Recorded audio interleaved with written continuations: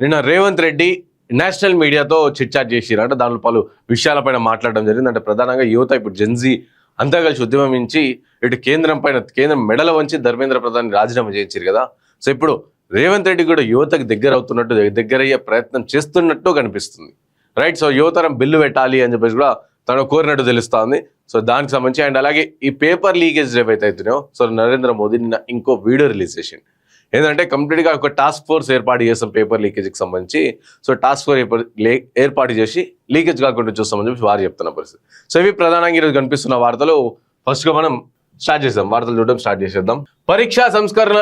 పరీక్షా విధానంలో సంస్కరణలకు హై పవర్డ్ టాస్క్ ఫోర్స్ నందన నిలేకని నేతృత్వంలో ఏర్పాటు, ప్రధాని నరేంద్ర మోదీ ప్రకటన.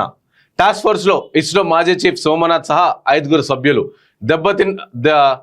దెబ్బతిన్న మోదీ ఇమేజ్ ను బాగు చేసుకునే హై పవర్డ్ యత్నం ఇది అని చెప్పేసి కాంగ్రెస్ పార్టీ చెప్తాను. సో వీళ్ళందరూ కూడా టాస్క్ ఫోర్స్ ఏర్పాటు చేస్తాం మేము లేకుంటే ఫాస్ట్ ట్రాక్ కోర్టులు ఏర్పాటు చేస్తామని చెప్పేసి చెప్తారు కదా. ఫస్ట్ పేపర్ లీకేజ్ దేనికి జరిగింది? పేపర్ లీకేజ్ ఏ క్షేత్రస్థాయిలో జరిగింది, ఏదో టెక్నికల్ గా అట్లా ఇట్లా జరగలేదు. సో మీకు సంబంధించిన దాంట్లో ఉద్యోగం చేస్తున్న వారు ఎవరో ఒకరు తీసుకెళ్లి పేపర్ లీకేజ్ చేసారు. సో దీనిపైన ఫోకస్ పెట్టాలి కదా. ఇదంతా కాకుండా పేపర్స్ లీకేజ్ అయినాక సో విచారించడానికి ఫాస్ట్ ట్రాక్ కోర్టులు ఏర్పాటు చేస్తామంటే లీకేజ్ అవ్వద్దనే కదా విద్యార్థులు కొట్లాడుతుంది, లీకేజ్ అవ్వద్దనే కదా parents కొట్లాడుతుంది.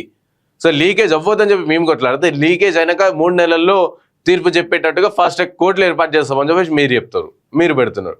And task force, so task force సంబంధించి సలహాలు సూచనలు ఇస్తుందంటే బాగుంది, కానీ అసలు పేపర్ లీకేజ్ అవ్వకుండానే చూస్తాం, అంత ప్రతిష్టంగా చూస్తామని చెప్తే బాగుంటుంది కదా. మళ్ళీ అది 37 రోజుల నిరాహార దీక్ష, 37 రోజుల దీక్ష చేసిన తర్వాత మళ్ళీ మీరు ఇప్పుడు తేలుకుంటారు. పదే ప్రశ్నపత్రాలు లీక్ అవుతుండడంపై విద్యార్థి లోకం గలమెత్తుతుండడంతో పరీక్షా విధానంలో సంస్కరణల దిశగా కేంద్రం కీలక ముందడుగు వేసింది.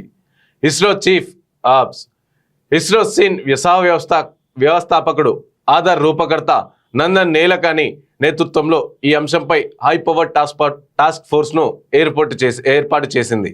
ప్రధాని నరేంద్ర మోదీ ఆదివారం ఇన్స్టాగ్రామ్లో వీడియో ద్వారా ఈ విషయాన్ని వెల్లడించారు. దేశ పరీక్ష వ్యవస్థను మరింత పారదర్శకంగా, విశ్వసనీయంగా, టెక్నాలజీ ఆధారిత వ్యవస్థగా మార్చడానికి తీసుకోవాల్సిన చర్యలను ఈ టాస్క్ ఫోర్స్ సిఫారసు చేస్తుందని పేర్కొన్నారు. నీట్ పేపర్ లీక్ అనంతరం విద్యార్థుల ప్రయోజనాలను కాపాడేందుకు ప్రభుత్వం అనేక చర్యలు తీసుకుందని గుర్తు చేసిన ప్రధాని సంస్కరణల ద్వారా పరీక్షా వ్యవస్థను మరింత బలోపేతం చేయడంపై దృష్టి సారిస్తామని చెప్పారు. ఇక విద్యార్థుల సంక్షేమం కోసం భారత ప్రభుత్వం ఇప్పటికే పలు చర్యలు తీసుకుంది. స్టూడెంట్ భవిష్యత్తుతో ఆడుకున్న వారు ఎవరిని కూడా ఉపేక్షించేది లేదని చెప్పేసి మోదీ మాట్లాడుతున్నారు. అండ్ దీనితో పాటు మీరు సంవత్సరానికి 2 కోట్ల ఉద్యోగాలు ఇస్తా అన్నారు.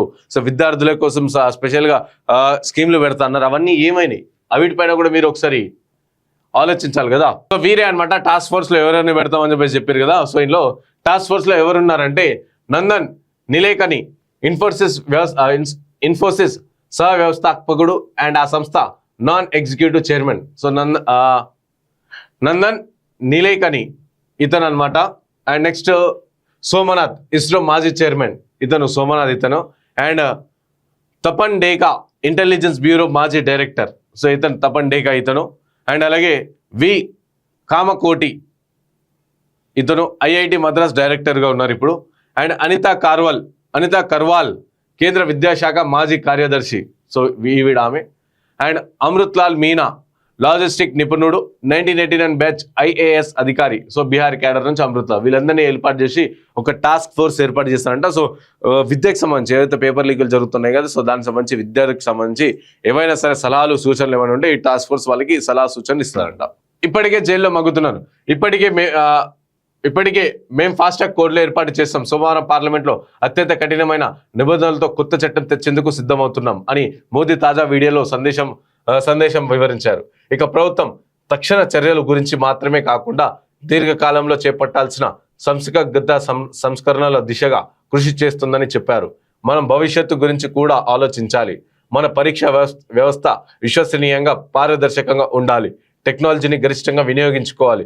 వీటన్నింటిని దృష్టిలో పెట్టుకుని అంతర్జాతీయంగా పేరొందిన సాంకేతిక నిపుణుడు నందన్ నిలేకని నేతృత్వంలో పరీక్షా విధానంలో సంస్కరణల నిమిత్తం ఒక హై పవర్డ్ టాస్క్ ఫోర్స్ ఏర్పాటు చేయాలని మేము నిర్ణయించామని మోదీ పేర్కొన్నారు. ఇక భవిష్యత్తులో నిర్వహించే పరీక్షల విశ్వసనీయతను మరింత మెరుగుపరిచేందుకు ఈ టాస్క్ ఫోర్స్ చేసే సిఫార్సులను వీలైనంత త్వరగా అమలు చేస్తామని అన్నారు. కాగా మోదీ ప్రకటించిన high power task force Congress party స్పందించింది. ఇది హైపర్ లీగ్ విషయంలో దారుణంగా దెబ్బతిన్న ప్రధాని మోదీ ఇమేజ్ ను బాగు చేసేందుకు చేస్తున్న హై పవర్డ్ ప్రయత్నం అని కాంగ్రెస్ చెప్పారనమాట.